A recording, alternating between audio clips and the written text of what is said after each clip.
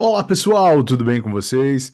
Estamos aqui para mais uma aula e hoje nós iremos falar de um livro profético cheio de sonhos, de oráculos, com mensagens que têm um certo mistério, mas é um livro muito importante do nosso contexto aqui do Antigo Testamento e principalmente de um livro que vai apontar muito para Jesus Cristo.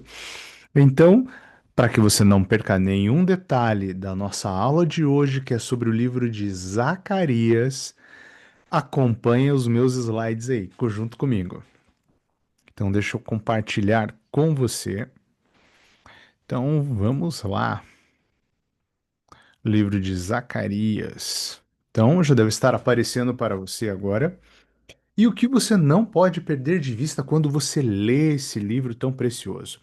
Então, o conteúdo do livro se refere a visões com o objetivo de encorajar a comunidade pós-exílica. Então, veja só, o povo estava saindo do exílio.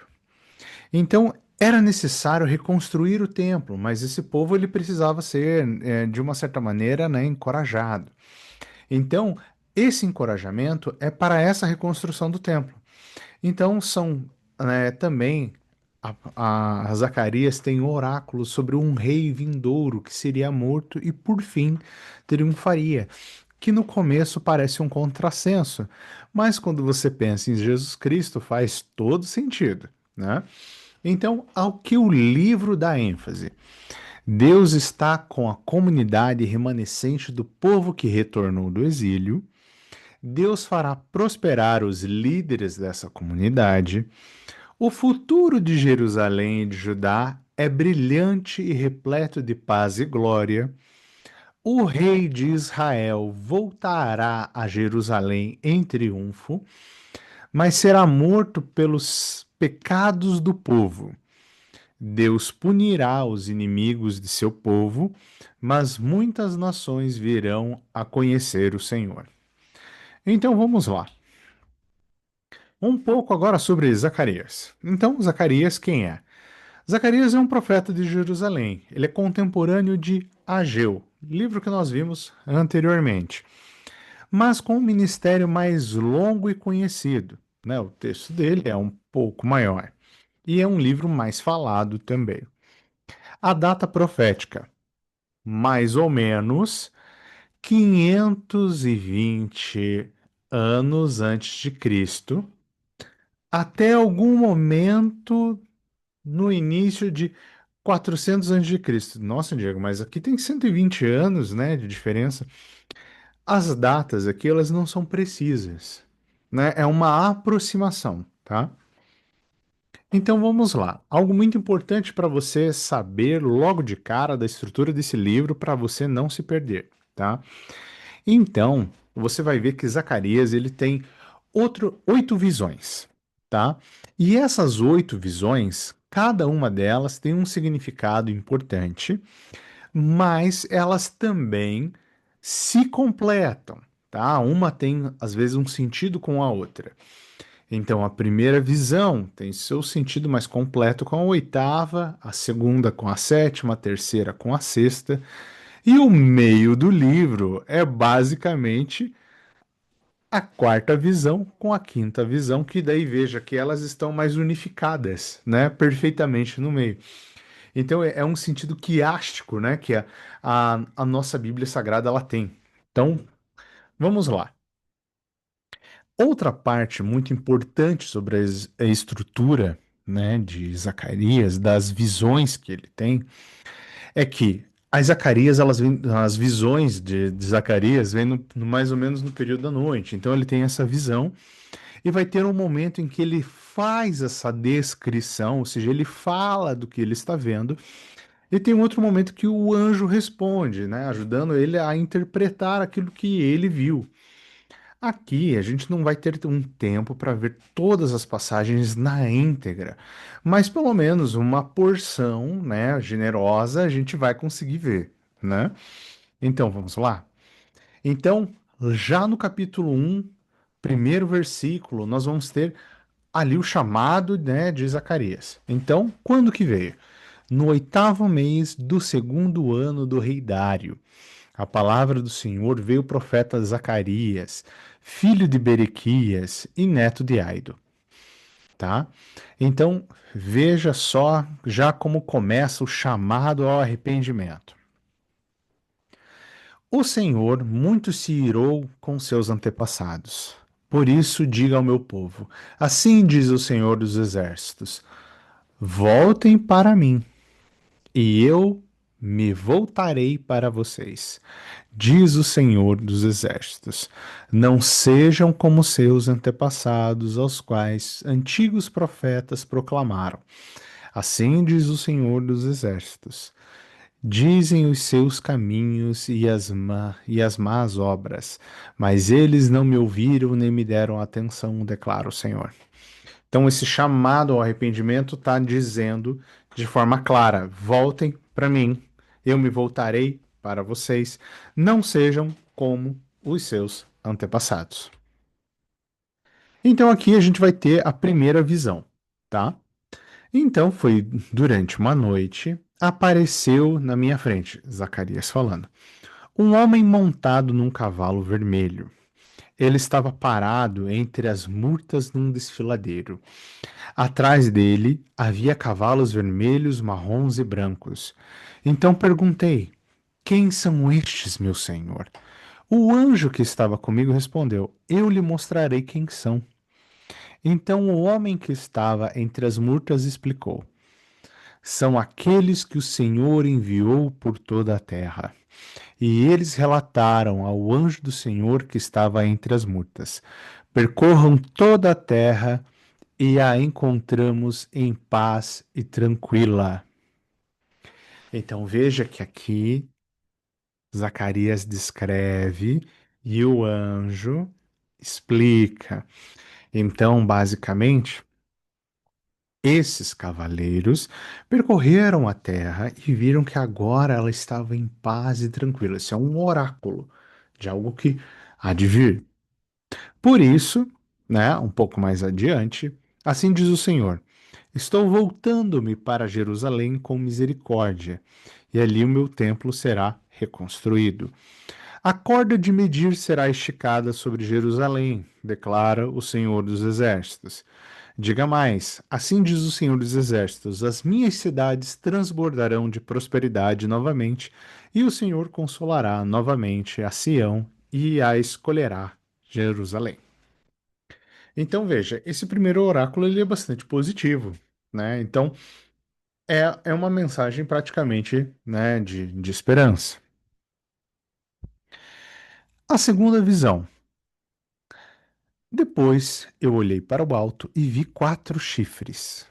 Então perguntei ao anjo que falava comigo: o que são estes? Ele me respondeu: estes são os chifres que dispersaram Judá, Israel e Jerusalém. Depois o Senhor mostrou-me 4 artesãos. E eu perguntei: o que eles fazem? E ele respondeu: estes são os chifres que dispersaram Judá a ponto de ninguém sequer conseguir levantar a cabeça. Mas os artesãos vieram aterrorizar e quebrar esses chifres das nações que se levantaram contra o povo de Judá para dispersá-lo. Este é um oráculo de juízo. Os chifres representam nações que oprimiram o povo de Deus, e os artesãos são aqueles que vão aplicar juízo sobre aqueles que oprimiram. Vamos à terceira visão: o homem com a corda de medir. Olhei e em seguida vi um homem segurando uma corda de medir. Eu olhei e perguntei: aonde você vai? E ele me respondeu: vou medir Jerusalém para saber o seu comprimento e a sua largura. Então o anjo que falava comigo retirou-se e o outro anjo foi ao meu encontro. Ele disse: corra e diga àquele jovem: Jerusalém será habitada como uma cidade sem muros. por causa dos seus muitos habitantes e rebanhos. E eu mesmo serei para ela um muro de fogo ao seu redor, declara o Senhor, e dentro dela serei a sua glória. Então veja que este oráculo já tem uma perspectiva bem diferente. Basicamente, Deus está dizendo que ele será como um muro de fogo. E ele, dentro, digamos, e dentro dela serei a sua glória, ou seja, ele vai habitar, né? Então ele vai proteger e vai habitar. A quarta visão, né? As vestes. A quarta e a quinta visão, elas são um pouco mais compridas, né? Mas vale muito a pena a gente ver detalhe a detalhe, tá? Depois disso, me mostrou um sumo sacerdote, Josué, diante do anjo do Senhor e Satanás à sua direita para acusá-lo. O anjo do Senhor disse a Satanás: O Senhor o repreenda, Satanás. O Senhor que escolheu Jerusalém o repreenda. Este homem não parece um tição tirado do fogo. Ora, Josué, vestido de roupas impuras, estava de pé diante do anjo. O anjo disse aos que estavam diante dele: Tirem as roupas impuras dele. Depois disse a Josué: Veja, eu tirei de você o seu pecado e coloquei vestes nobres sobre você. Aqui as roupas estão representando, as roupas sujas, impuras, estão representando o pecado. Então é como se o inimigo dissesse: Este daqui, esse é o representante, ele está cheio de pecado. Olha para ele, parece um tição sendo tirado do fogo. A grande questão aqui é que o anjo troca as vestes. Esse trocar de vestes é, digamos assim, é de sair de um estado de impureza e entrar num estado de pureza. Disse também: coloquem um turbante limpo em sua cabeça.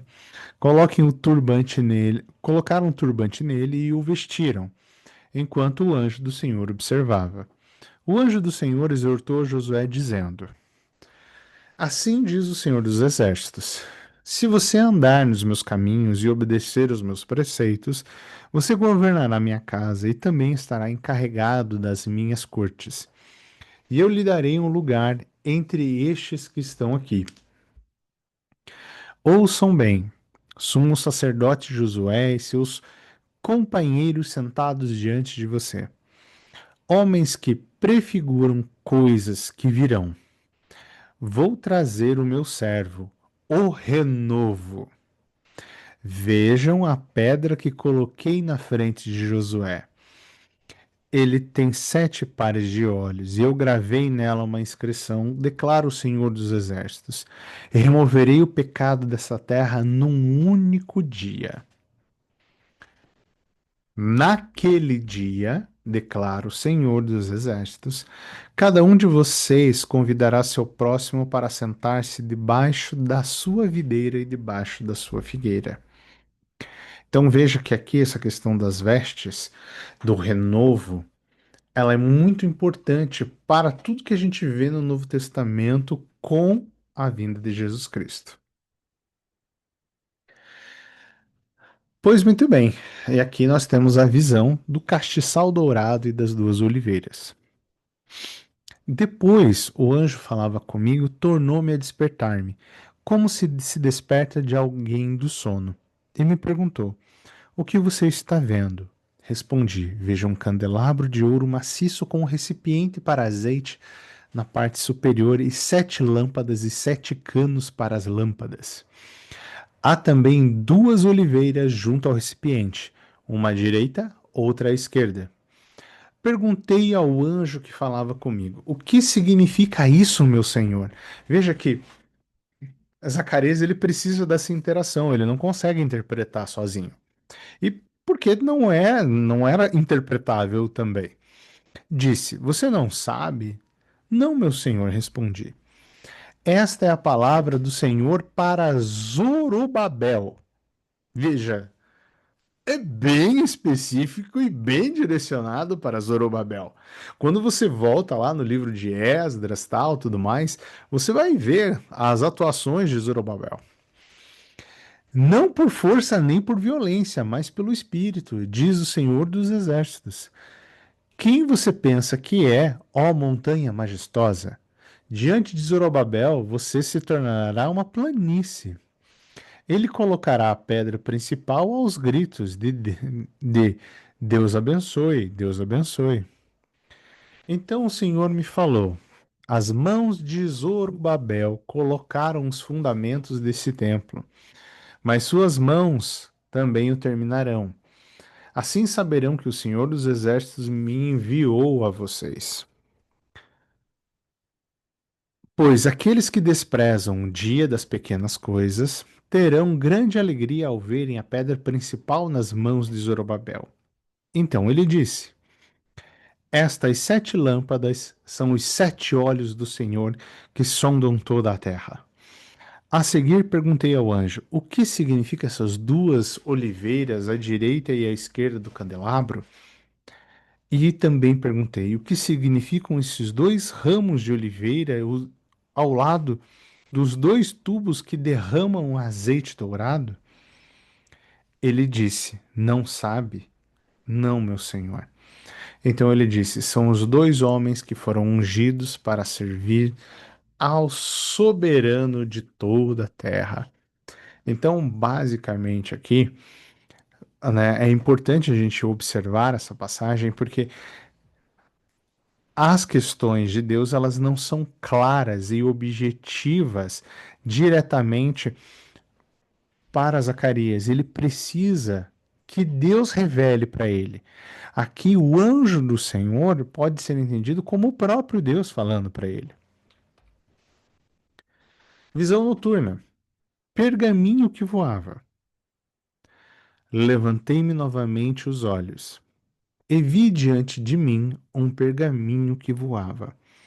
O anjo me perguntou: o que você está vendo? Respondi: vejo um pergaminho voando com 9 metros de comprimento por 4,5 de largura.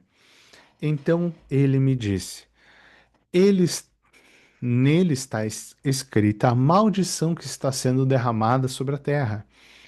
Portanto, o ladrão, como o que jura falsamente, serão expulsos, conforme essa maldição. Declara o Senhor dos Exércitos: eu lancei essa maldição para que nela entre na casa do ladrão e na casa do que jura falsamente pelo meu nome.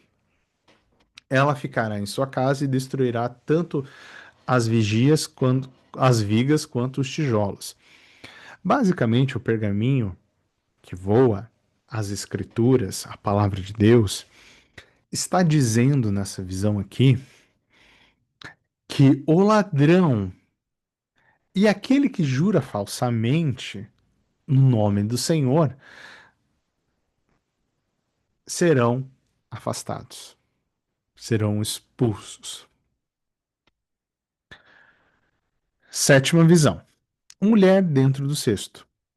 Em seguida, o anjo que falava comigo se adiantou e me disse: olhe e veja o que vem surgindo. Perguntei o que era aquilo e ele me respondeu: é um cesto. E disse mais: aí está o pecado de todo o povo dessa terra.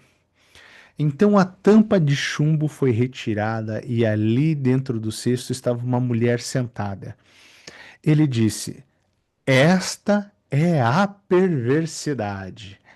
E empurrou para dentro do cesto e tapou de novo com uma tampa de chumbo.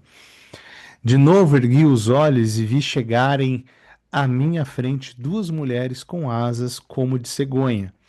O vento impeliu suas asas e elas ergueram o cesto entre o céu e a terra. E perguntei de novo: mas para onde estão levando o cesto? E ele respondeu: para a Babilônia, onde vão construir um santuário para ele. Quando ficar pronto, o cesto será colocado lá em seu pedestal. Basicamente, essa visão ela está dizendo que está no epicentro da Babilônia a perversidade, que a perversidade ali é a força motriz daquela nação. né? E que praticamente é uma nação que idolatra a perversidade. Por fim, nós temos a oitava visão, aonde tem a visão das quatro carruagens. Olhei novamente e vi diante de mim quatro carruagens que vinham saindo do meio de duas montanhas de bronze. A primeira estava atrelada aos carros vermelhos, a segunda a cavalos pretos, a terceira a cavalos brancos e a quarta a cavalos malhados. Todos eram vigorosos. Perguntei ao anjo que falava comigo: que representam esses cavalos atrelados, meu senhor? O anjo me respondeu: estes são os quatro espíritos do céu que acabam de sair da presença do soberano de toda a terra. A carruagem pelos cavalos pretos vai em direção à terra do norte. A que tem cavalos brancos vai em direção ao oriente. E a que tem cavalos malhados vai à terra do sul. Os vigorosos cavalos avançam, impacientes por percorrer a terra. E o anjo lhes disse: percorram toda a terra. E eles foram. Então ele me chamou e disse: veja, os que foram para a terra do norte deram repouso ao meu espírito naquela terra. E aqui tem-se todas essas visões, e essa visão corresponde diretamente, né, à primeira visão. Então, posteriormente, para cada uma das visões, depois leia elas naquela ordem. A primeira com a oitava, a segunda com a sétima, a terceira com a sexta, né, e a quarta com a quinta. Pois muito bem, a coroa de Josué. Então o Senhor me ordenou: tome prata e ouro dos exilados de Eldai, Tobias e Gedaías, que chegaram à Babilônia. No mesmo dia, vá para a casa de Josias, filho de Zofonias. Pegue a prata e o ouro, faça uma coroa, coloque-a na cabeça do sumo sacerdote Josué, filho de Josadaque. Diga-lhe que assim diz o Senhor dos Exércitos: aqui está o homem cujo nome é Renovo, e ele sairá do seu lugar e construirá o templo do Senhor. Ele construirá o templo do Senhor, será revestido de majestade e se assentará em seu trono para governar. Ele será sacerdote no trono. Também haverá harmonia entre os dois. A coroa será para Eldai, Tobias, Gedaías e Ren, filho de Zofonias, como um memorial no templo do Senhor. Gente de longe virá ajudar a construir o templo, então vocês saberão o que o Senhor dos Exércitos me enviou. Isso só acontecerá se obedecerem fielmente à voz do Senhor, o seu Deus. Então, tudo isso que você está vendo aqui é também interessante você depois retornar ali o livro de Esdras e ver como é que isso tudo vai se desenrolando dentro da história. Principalmente sobre a questão de receber ajuda, né, tudo mais. Aqui nós também temos um tema muito importante que é evocado nesse livro, é nos capítulos 7 e 8, que é uma questão sobre o jejum. E é uma questão importante que eu acho que até mesmo nos dias de hoje cabe muito bem essa reflexão, tá? Uma questão relativa aos jejuns especiais em associação com a queda de Jerusalém torna-se catalisador de uma série de obstáculos que adotam um padrão concêntrico, quiástico, semelhante ao das visões, tá? Então, quando é quiástico, é que um vai estar falando com o outro, mas às vezes o primeiro é colocado no primeiro parágrafo, mas ele tem uma conexão lá com o último. Então, aqui é importante, digamos, você, né, também ter essa visão aqui. Mas basicamente, qual era a grande questão? Se a forma como o jejum estava sendo feito estava adequada. Então, devemos continuar a prantear e jejuar sobre a queda de Jerusalém? Porque basicamente eles estavam jejuando e se derramando, né? Mas não era apenas aquele derramar com contentamento, era derramar de tristeza mesmo. Um juízo contra o jejum sem obediência à aliança, ou seja, jejuando, mas não obedecendo. Então, não me parece que funciona muito bem. Um retrato de Jerusalém restaurada deveria servir de inspiração, ou seja, ao invés deles ficarem ali inspirados, eles estavam demonstrando tristeza. O encorajamento para a reconstrução do templo. O verdadeiro jejum se expressa na demonstração de misericórdia e de justiça. Então, basicamente, você pode parar de comer, você pode ficar dias sem comer, falando que está de jejum, mas e o jejum do seu coração? Teu comportamento interno mudou alguma coisa ou ele continua o mesmo? A questão respondida: os jejuns devem se tornar celebrações alegres. Veja que a Bíblia orienta também no Novo Testamento. Se você fizer jejum, lave o rosto e arrume o cabelo. Quando você faz jejum, não é para você ficar aparentando sofrimento, tristeza, porque você está fazendo isso para se aproximar mais de Deus. Então, você vai se fazer isso para se aproximar mais de Deus, vai ficar, né, fazendo uma cara de quem não está gostando. Então, vamos lá. Aqui nós temos essa questão do rei de Sião e o futuro glorioso para o seu povo. Esse primeiro oráculo, ele, né, tem um padrão, né, poético também, né? Então, você precisa atentar para uma progressão. Sempre o que começa como um juízo sobre as nações vizinhas se transforma em uma promessa de restauração no reino davídico. Então, veja, ali no capítulo 9, tá? Você vai ver essas duas questões. E depois vai se falar de um Israel unido no 10º capítulo. Observe que o último oráculo abrange uma denúncia contra falsos pastores, incluindo por fim um retrato do verdadeiro pastor de Deus, que será rejeitado pelo povo. Então, aqui tem uma questão importante sobre esses falsos pastores, que Deus literalmente repudia esse comportamento. O golpe e o triunfo final do reino de Deus. Note que o segundo oráculo retoma temas ali do primeiro, especialmente a rejeição ao verdadeiro pastor, enquanto estabelece o todo em um contexto totalmente escatológico, no tocante ao dia de Deus. Então, nós sabemos que Jesus não foi creditado pelos seus. Então, existe aqui este oráculo que literalmente aponta para Cristo, dizendo que ele seria rejeitado pelos seus no dia do Senhor. Isso, por sua vez, é colocado no contexto de uma expressão escatológica final da Guerra Santa, quando o inimigo cerca e saqueia Jerusalém.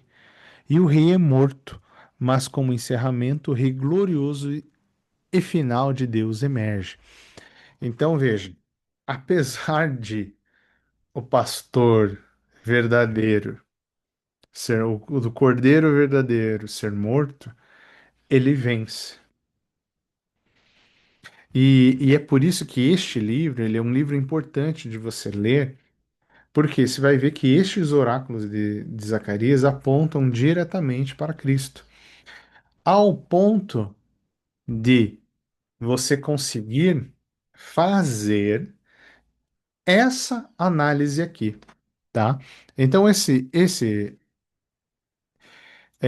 quadro aqui, você pode tirar uma foto, você pode sublinhar na sua Bíblia, mas veja, esses pontos aqui, você vai ver onde em cada um dos livros ali do Novo Testamento está sendo apontado uma das características de Cristo, uma das situações em que Cristo passa, né? Então veja só, ali no capítulo 12, versículo 10, fala das mãos transpassadas que você vai conseguir ver isso ali em João 19:37, tá? Então, meus caros irmãos, o livro de Zacarias é um livro super importante. É um livro que as visões proféticas, elas são um pouco complicadas, mas veja só. Graças a Deus, graças ao Espírito Santo que nos permitiu, né, ter uma Bíblia, nós podemos ver, ler que Zacarias ele tem o sonho. Ele tem dúvidas sobre o que ele vê, mas o anjo responde e diz. E ali a gente vai entendendo todo o contexto. Bom, então, meus caros irmãos, leia esse livro com bastante atenção, com bastante cuidado. Bons estudos para todos vocês. Que Deus os abençoe e uma boa semana.